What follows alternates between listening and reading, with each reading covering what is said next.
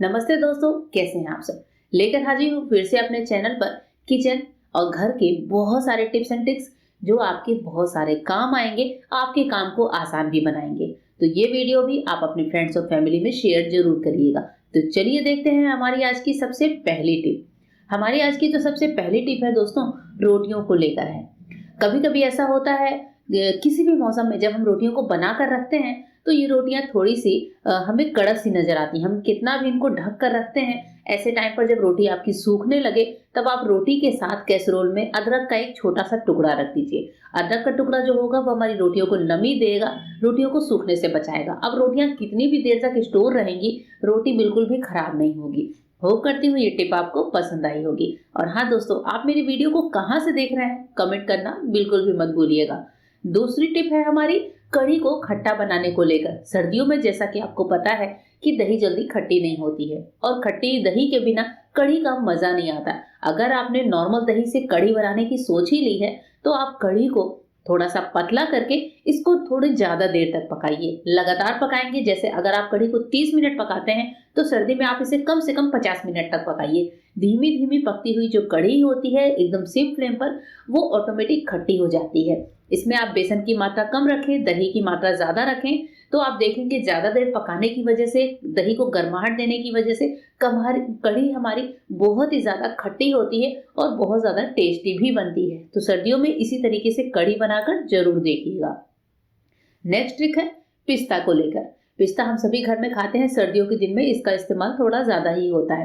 पिस्ते को आमतौर पर हम कैसे छिलते हैं, जैसे हमने पिस्ता लिया और जहां पर इसका खुला पार्ट है बस वहां से हम इसे निकाल देते हैं। ऐसे में क्या होता है, पिस्ता के बीज उछल जाते हैं और बच्चों के तो कभी कभी नर्व्स में भी इसकी वजह से दिक्कत हो जाती है। पिस्ते को जब भी आपको छिलना हो तो जहां पर खुला पार्ट है वहां से इसे प्लग करिए, यानी कि वहां से इसे हल्का सा दबाइए। आप देखेंगे कि पीछे से पिस्ते का जो छिलका है वो ऑटोमेटिक उठ जाता है, कुछ इस तरीके से जैसा कि आपको वीडियो में दिखा रही हूँ। इससे हमारे बीज उछलते भी नहीं है, पिस्ता हमारे हाथों में होता है। साथ ही सबसे बड़ी बात, जो छिलके उछल के गंदगी करते हैं वो भी नहीं होते हैं। बहुत ही आसान सी ट्रिक है। नेक्स्ट टाइम जब आपको ढेर सारे पिस्ते छिलने हो ना, तो आप इस ट्रिक का इस्तेमाल जरूर करिएगा और आपको बहुत ज्यादा मजा भी आने वाला है इस ट्रिक को करने में। आइए देखते हैं आज की अपनी नेक्स्ट टिप। नेक्स्ट टिप भी ऐसे ही कुकिंग से रिलेटेड है, जो कि आपके बहुत ही यूजफुल होने वाली है। नेक्स्ट टिप है हमारी नींबू को लेकर।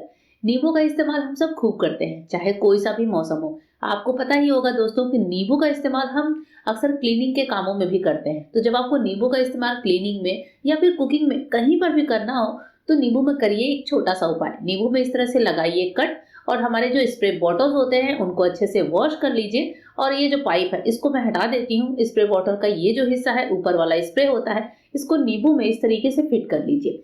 अब हमें नींबू का रस कभी क्लीनिंग के लिए इस्तेमाल करना है या फिर अपने किसी स्नैक्स के ऊपर डालना है, कभी फ्रूट चाट में डालना है, तो उस टाइम पर आप इस स्प्रे को लगाकर और बस नींबू का रस ऐसे स्प्रे करते जाइए। देखिए काम कितना ज्यादा आसान हो जाता है और ये देखने में भी बड़ा ही छोटू सा ऑर्गेनाइजर हमारे बहुत काम आता है।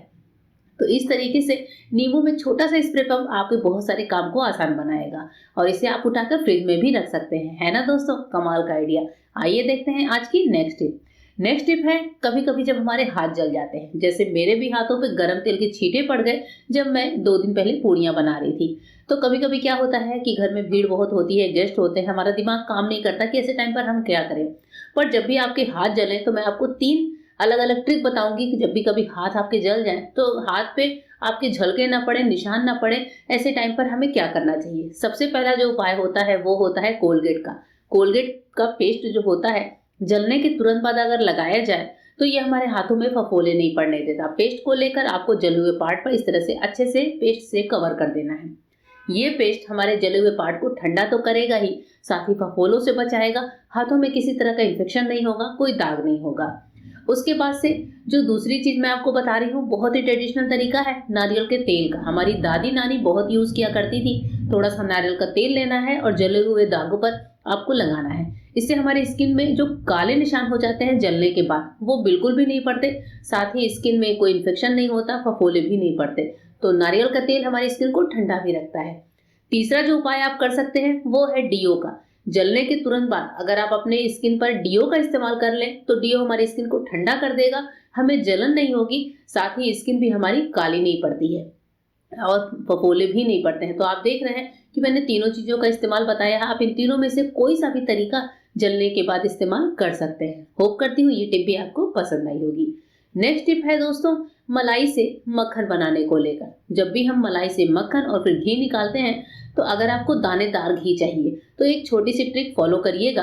अगर आप दानेदार घी चाहते हैं तो इसके लिए आप मलाई को मथते समय, यानी कि मलाई को फेंटते समय, आप इसमें थोड़ी सी दही, बहुत थोड़ी सी, जैसे इतनी मलाई में 1 कटोरा भर के मलाई में हम 1 छोटा चम्मच भर के दही का इस्तेमाल करेंगे।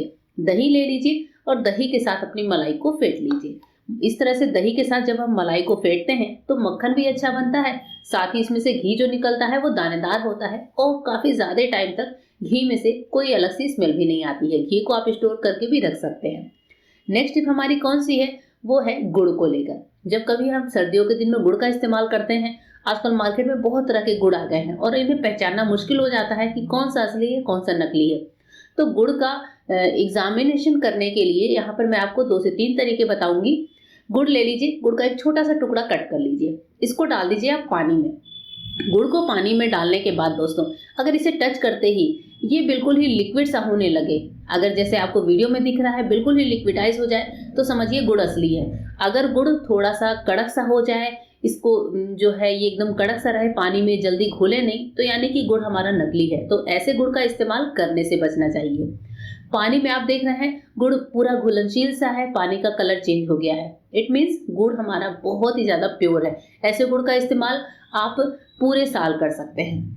दूसरा जो तरीका है गुड़ को जांचने का, वो भी मैं आपके साथ शेयर करती हूँ कि वापस से मैं एक छोटा सा टुकड़ा गुड़ का ले लूंगी और इसको हम पकड़ लेंगे चिमटे के साथ और चलते हैं अपने गैस के पास। तो सबसे पहले आपको गैस को ऑन कर लेना है, फ्लेम को सिम कर लीजिए। गुड़ को मैंने पकड़ लिया है चिमटे से और चिमटा से पकड़ कर ही हम गुड़ को थोड़ा सा मेल्ट करते हैं। ध्यान रखेंगे किसी तरह से गैस पर करना है। मेल्ट करने के बाद गुड़ की अगर बहुत अच्छी सौंधी सी खुशबू आए और गुड़ तुरंत ही पिघलने लगे, पानी होने लगे, तो समझिए गुड़ हमारा असली है। लेकिन गुड़ अगर रबड़ की तरह खिसता सा लगे, गर्म गुड़ को आप हाथों पर लगा कर देखिए, अगर ये रबड़ की तरह हार्ड हो जाए या फिर एकदम कड़क सा हो जाए, इसका मतलब गुड़ हमारा नकली है। गुड़ हमेशा हाथों पर पिघलते हुए रहना चाहिए। जैसे ही इसे गर्माहट मिले ये पिघलने वाले फॉर्म में आ जाना चाहिए और इसकी खुशबू बहुत ही प्यारी सी होती है। इट मीन्स गुड़ हमारा एकदम असली है, इसको आप इस्तेमाल कर सकते हैं। इसी गर्म गुड़ का एक और टेस्ट कर लेते हैं। गर्म गुड़ को जब हम पानी में डालेंगे तो स्पेशली वो पार्ट जो हल्का सा हमने मेल्ट किया है, ये गुड़ भी पानी में तुरंत घुल जाना चाहिए। इसका कोई भी सॉलिड फॉर्म नहीं बनना चाहिए। अगर ये सॉलिड फॉर्म बनता है तो इस गुड़ को तुरंत ही अपने घर से हटा दीजिए। अगर ये गुड़ इस तरह से मेल्ट होता है तो इसका मतलब गुड़ हमारा बहुत ही प्योर है, असली है और ऐसे गुड़ को हम एंजॉय कर सकते हैं। तो दोस्तों आज की वीडियो कैसे लगी कमेंट करके बताइएगा। मिलूंगी मेरे नए वीडियो में, तब तक के लिए गुड बाय, थैंक यू।